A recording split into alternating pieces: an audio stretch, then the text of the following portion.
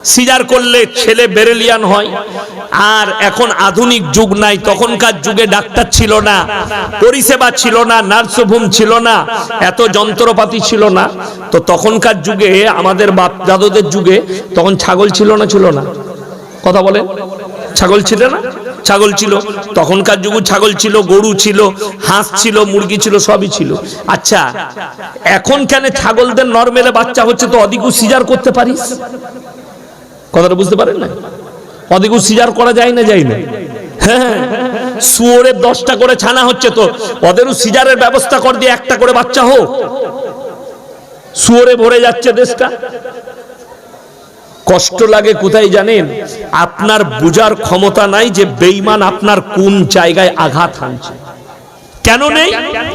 এরপরে আলোচনা আগে বাড়াচ্ছি, এরপরে বলছি কেন নেই। ইসলামের যে বুনিয়াদ আল্লাহ রেখেছেন পৃথিবীর বুকে, 1 নম্বরই শিক্ষা এবং এডুকেশনের দ্বারা, শিক্ষার দ্বারা।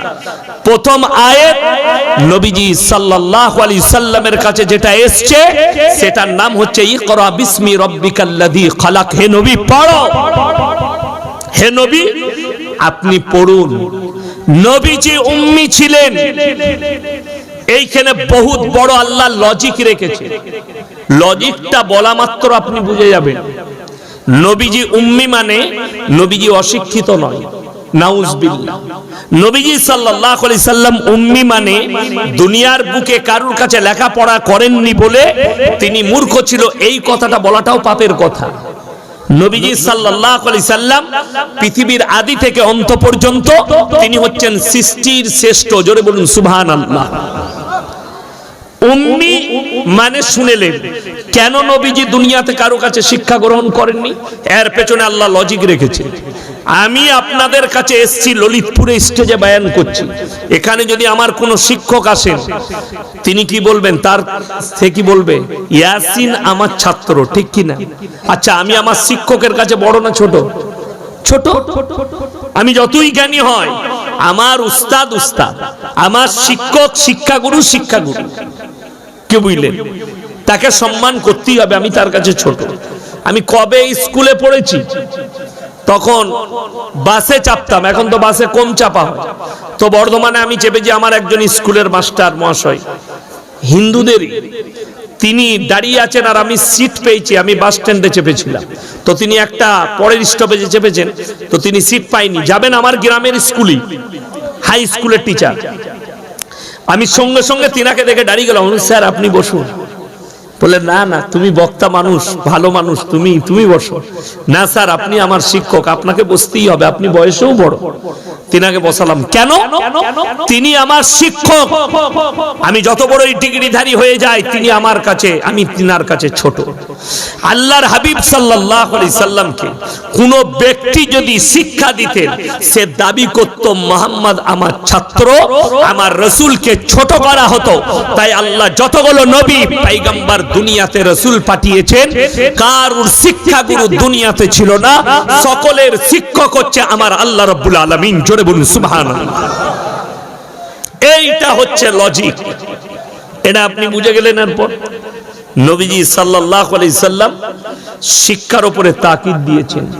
আপনারা যারা বসে আছেন, টুপিওয়ালা দাড়িওয়ালা, নামাজ পড়েন, আলেম উলামারা সবাই জানে, প্রত্যেকটা মুসলমান নরনারীর জন্য দ্বীনি ইলম হাসিল করা ফরজ না ফরজ নয়? ফরজ। আমি চ্যালেঞ্জ ছুড়ব না, বাস্তব বলে যাচ্ছি।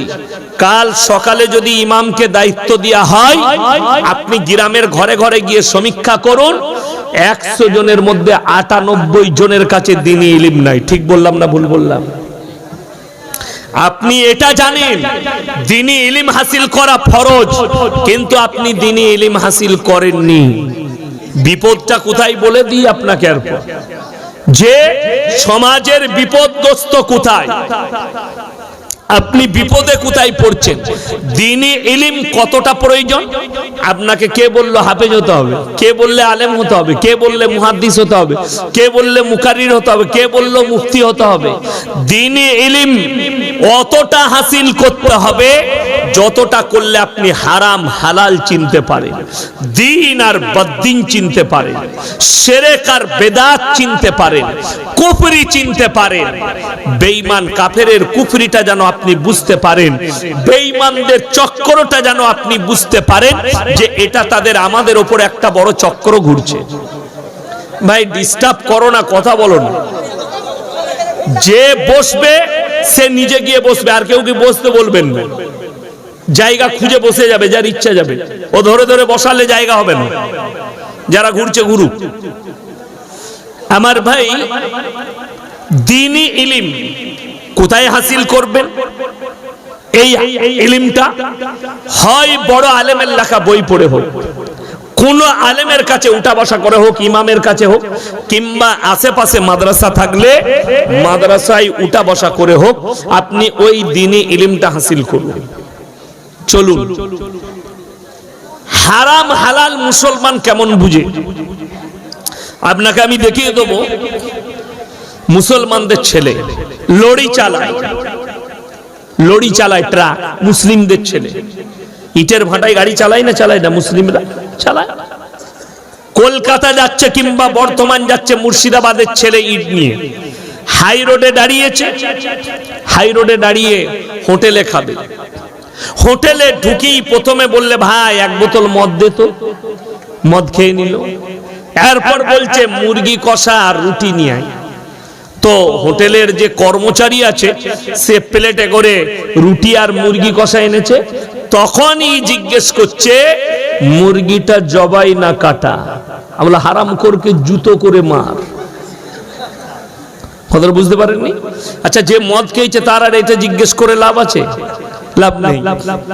আপনারা দেখুন, আমাদের সমাজের লোক মনে করে হুজুরের কাছে গেলেই সব সলভ হয়ে যায়। আমার যা বিপদ আপদ, ছেলে হোক না হোক, হুজুররা আছে, গেলেই মোটামুটি পানি পড়া, তেল পড়া, ফুক দুয়া দিয়ে আমার সব ম্যানেজ হয়ে যাবে। এটা আপনার আকীদা।